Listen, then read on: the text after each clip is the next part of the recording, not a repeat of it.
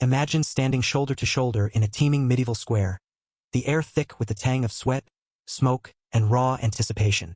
It's 1420, and you're in the heart of a European town, where cobblestones gleam with morning dew and a wooden scaffold looms like a grim sentinel. The crowd, peasants in tattered cloaks, merchants clutching purses, nobles in fine furs, presses closer, their eyes locked on a condemned figure bound in chains. The executioner, a shadowed figure in black, hefts an axe, its blade catching the sun, and a hush falls, broken only by the condemned's ragged breaths. This is the spectacle of medieval public executions, a brutal ritual of medieval justice that drew thousands to witness death in its rawest form. But what drove entire communities to gather for these bloody displays? Was it a thirst for justice, a hunger for vengeance, or something dark-era collective fascination with mortality's edge? Today, we're plunging into the dark heart of public executions, exploring their spectacle, their psychology, and the chilling mysteries that linger like ghosts in the square. From the gallows snap to the breaking wheel's crunch, these stories unravel the power of crowd psychology, where fear, faith, and fascination collided in a theater of death. Whether you're driving through the night, working at your desk, or craving a tale that claws at your soul, settle in. Let's unravel the dark history of medieval public executions and the secrets etched into their blood-soaked scaffolds. The medieval world, from the 12th to the 16th centuries, was a crucible of feudal power, religious fervor, and relentless conflict. Public executions were the cornerstone of medieval justice, a meticulously staged theater where the guilty traitors, heretics, murderers, thieves, or witches met their end before the eyes of the community. Held in town squares, city gates, or windswept crossroads, these events were not mere punishments.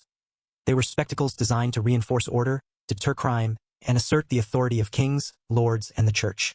Hanging was common for petty criminals, beheading reserved for nobles, burning at the stake for heretics, and the breaking wheel for the most heinous offenses, each method chosen for its visual impact. The crowd was no passive audience. Their cheers, jeers, or stunned silence shaped the event, their emotions a volatile force in crowd psychology. These gatherings, fueled by fear, faith, or morbid curiosity, turned executions into communal rituals, binding society through shared spectacle. This is a journey into the dark history of public executions, a chilling exploration of medieval justice and the human psyche that thrived on its grim pageantry. Let's begin with the mechanics of medieval public executions, a grim choreography of death crafted for maximum impact. Picture a bustling square in Paris, 1380, where a scaffold stands, its timbers stained with years of blood. The condemned, dragged from a dungeon's depths, is paraded through crowded streets, a crier shouting their crimes treason, witchcraft, or thefto whip the crowd into a frenzy. The executioner, often an outcast shunned by society, wields tools tailored to the sentence. A hemp rope for hanging, an axe or sword for beheading, a pyre for burning, or an iron bar for the breaking wheel. Chronicles like Jean Froissart's describe executions as public events, attended by all classes: peasants, artisans, clergy, and nobles, their presence ensuring the punishment's message echoed far beyond the square. Hanging could be swift, the neck snapping instantly, or slow, with the victim strangling as the crowd watched in silence. Beheading demanded skill, a single strike severing the head, though botched attempts requiring multiple blows were common, as noted in the London Chronicles. Burning at the stake, used for heretics or witches, was a fiery spectacle, the flames symbolizing divine purification. The breaking wheel, reserved for murderers or traitors, shattered bones in a methodical display, the victim left to die on public view. These were the tools of medieval justice, their spectacle a mirror of a society ruled by fear, faith, and the raw force of crowd psychology. The crowd was the heartbeat of public executions, their emotions shaping the event's power. Imagine a market square in Nuremberg, 1450, where thousands gather to watch a highwayman face the breaking wheel. The crowd is a living entity. Some shout for justice, others weep for the condemned, and many stand frozen, gripped by the spectacle's horror. The Saxonspiegel, a German legal code, notes that crowds were essential, their presence validating the punishment and spreading its warning through towns and villages. Crowd psychology drove the event. Fear of similar fates kept spectators obedient, while shared outrage against the criminal unified the community, reinforcing social bonds. Yet crowds could be unpredictable, as the Gesta Treverorum records, with some attacking scaffolds to rescue prisoners they deemed innocent, turning executions into flashpoints for rebellion. This volatility made public executions a double-edged sword, enforcing control while risking unrest, a testament to the complex interplay of crowd psychology in medieval justice. Let's dive into a story that captures the spectacle and mystery of public executions. In 1415, during the Hussite Wars in Prague, a rebel priest named Jan Zalewski was sentenced to the breaking wheel for inciting rebellion against the church. The Chronic in Bohemia paints the scene. Thousands packed Old Town Square, their cheers fading to silence as the executioner shattered Jan's limbs, bone by bone. But the next morning, the wheel was found overturned, Jan's body gone, and cryptic symbols, a cross and a flame carved into the scaffold's wood. Did his followers steal his body to honor him as a martyr, risking their lives in defiance? Or did the authorities remove it to prevent a shrine forming, fearing his influence?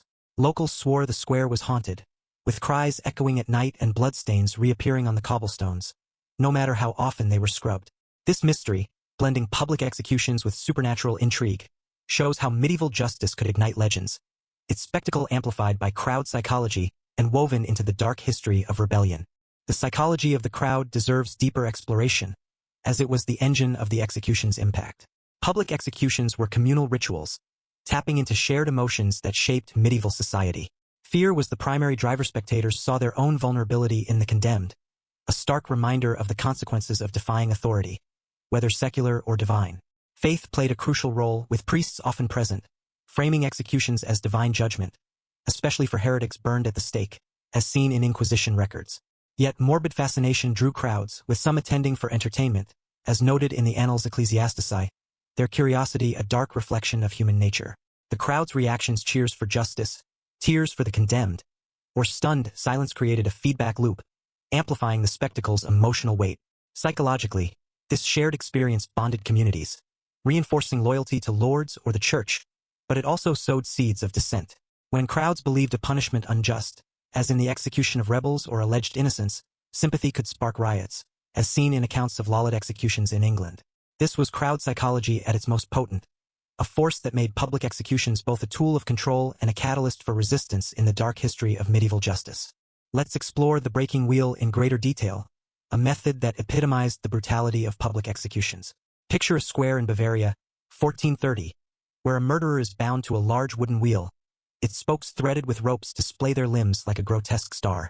The executioner, wielding a heavy iron bar, delivers precise blows, shattering bones with sickening cracks that echo through the crowd. The Nuremberg Chronicles described the wheel as a most cruel punishment, reserved for heinous crimes like murder, treason, or highway robbery, its public display ensuring maximum deterrence. The victim, often left alive on the wheel for days, suffered in agony, their broken body a living warning to onlookers. The crowd's reaction, horror at the violence, awe at the executioner's skill, or vengeful satisfaction, amplified the spectacle, their emotions a mirror of medieval justice's goals.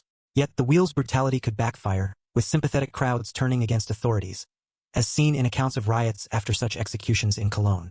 This was public executions at their most visceral, a painful spectacle driven by crowd psychology and rooted in the dark history of torture. Let's dive into another tale, this one from 1477 in France, during the reign of Louis XI. A noblewoman named Jeanne de Montaigne was accused of poisoning her lord and sentenced to burning at the stake in Paris's Place de Grève. The Chronicles of Enguerrand de Montstrelet record the scene. Thousands gathered, their shouts drowning Jeanne's cries as flames consumed her, the smoke rising like a grim prayer. But the next day, the stake was found intact, Jeanne's body gone, and a single white rose left in the ashes. Was this a miracle, suggesting her innocence, or a staged act by her family to defy the crown's authority? Locals claimed the square was haunted, with the scent of roses lingering at dawn and shadowy figures glimpsed near the stake, their faces veiled in smoke. This mystery, tied to public executions, shows how medieval justice could spark supernatural tales, its spectacle fueled by crowd psychology and woven into the dark history of punishment. The psychology of the condemned offers another lens on public executions, revealing their personal terror and defiance. Imagine a thief facing the gallows in London, 1390, the crowd jeering as the noose is tightened around their neck. The anticipation of death, knowing each step to the scaffold could be their last, was a psychological torture, as noted in the Rolls series. Some prisoners shouted defiance, cursing their judges. Others prayed, their words swaying the crowd's emotions. The condemned were often paraded through streets, pelted with stones, rotten fruit, or insults, their humiliation a public lesson in obedience. Yet some, like heretics or rebels, used the scaffold as a stage, their final words inspiring sympathy or rebellion, as seen in the execution of Lollard leader John Oldcastle in 1417, whose speech rallied supporters. This psychological battle between despair and defiance made public executions a complex ritual, where the condemned could shape crowd psychology, turning a spectacle of control into a spark for resistance in the dark history of medieval justice. Let's explore beheading, a method reserved for nobles or high-profile criminals, steeped in its own grim spectacle. Picture a scaffold in York, 1460, during the Wars of the Roses, where a captured lord faces the axe. The executioner, trained for precision, aims for a single, clean strike, severing the head in one blow, but botched executions requiring multiple hacks were common, as described in the Patent letters. The crowd's reaction varied. Nobles demanded dignity for their own, while commoners often cheered the fall of the mighty, their shouts a release of resentment.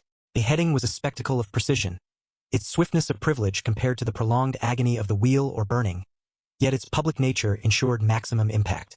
The psychological effect on spectators: shock at the severed head, awe at the executioner's skill, or horror at a botched strike reinforced the power of medieval justice, while the condemned's final moments could sway crowd psychology, turning a traitor into a martyr, as seen in the execution of Thomas More in 1535.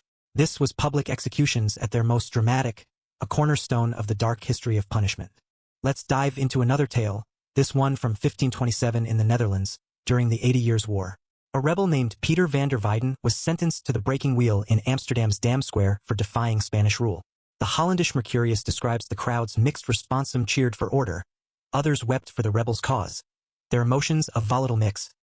His bones were shattered, each blow drawing gasps, but the next day, the wheel was empty, with strange carvings: a sword and a davy on the scaffold and a bloodied cloth nearby. Did his comrades steal his body to honor him as a hero, or did the Spanish remove it to quell rebellion? Locals claimed ghostly figures haunted the square, whispering Peter's name under moonlit skies. This mystery, rooted in public executions, shows how medieval justice could ignite defiance, its spectacle shaped by crowd psychology and woven into the dark history of resistance. The Church's role in public executions was pivotal, adding a sacred layer to the spectacle. The Church framed crime as sin, with executions like burning at the stake seen as divine judgment, particularly for heresy or witchcraft. Priests attended, offering prayers or condemning the guilty, as seen in Spanish Inquisition records. The Malleus Maleficarum, 1486, justified such punishments, arguing they deterred sin and saved souls through fear. Yet the Church's presence could stir crowd psychology. Unpredictable sympathy for heretics, seen as martyrs, often led to unrest, as in the execution of Joan of Arc in 1431, whose burning in Rouen sparked outrage among French spectators. The Church's rituals: holy water sprinkled on the scaffold, chants during burnings, or crosses raised added a divine dimension, but also highlighted the brutality, creating tension between faith and cruelty. This was medieval justice at its most complex, a dark history where public executions merged divine will with human horror, driven by the volatile force of crowd psychology. Let's explore another story, this one from 1498 in Florence, during Girolamo Savonarola's reign. A merchant named Lorenzo di Banco was accused of usury and sentenced to hanging in the Piazza della Signoria, his crimes decried before a fervent crowd. The Historia Florentina by Machiavelli notes the execution's fervor, but the rope snapped, and Lorenzo vanished into the crowd, leaving only a torn cloak behind. Was this a staged escape by his allies, or a divine sign of innocence, defying Savonarola's zeal? Locals claimed the square was haunted, with ropes swaying on windless nights and footsteps echoing in the dark. This mystery, tied to public executions, shows how medieval justice could falter, its spectacle disrupted by crowd psychology and the dark history of defiance. The tools and executioners of public executions were the grim machinery of medieval justice. Scaffolds, built from sturdy oak, were designed for visibility, towering over crowds to ensure all could see. Ropes, often hemp, were knotted for hanging or binding. Axes or swords, sharpened daily, were used for beheading. Iron bars, heavy and unyielding, broke bones on the wheel. Pyres piled with wood fueled burnings. Executioners, often outcasts or criminals themselves, were skilled in their craft, their anonymity sometimes masked protecting them from vengeance, as noted in the London Chronicles. Their precision or lack thereof shaped the crowd's reaction, with botched executions sparking outrage or fear. Priests or officials supervised, ensuring the punishment aligned with law or faith, their presence adding authority to the spectacle. These tools and figures were the backbone of public executions, their grim efficiency a hallmark of the dark history of medieval justice, amplified by the crowd's emotional tide. Let's explore another execution method. Quartering, a rare but horrific punishment. Picture a square in London, 1305, where William Wallace, accused of treason, is tied to horses that pull his limbs apart. The Chronicle of Lanercost describes the crowd's horror as his body was torn, their silence a stark contrast to earlier cheers. Quartering, used for high treason, was a spectacle of ultimate destruction. The body dismembered and displayed across the kingdom as a warning. The crowd's reaction shock, fear, or pity reflected the method's brutality, with some turning away, others mesmerized. This was public executions at their most gruesome, a method that pushed crowd psychology to its limits, cementing medieval justice's dark legacy. Let's consider another tale, this one from 1460 in Scotland, during the reign of James II. A rebel named Angus MacLeod was sentenced to hanging in Edinburgh's Grassmarket for defying the crown. The Scotichronicon notes the crowd's mixed response. Some cheered for order, others mourned the clan leader. But the gallows was found broken, Angus gone, and a stag's antler left on the scaffold. Did his clan stage a rescue, or was his body removed to prevent rebellion?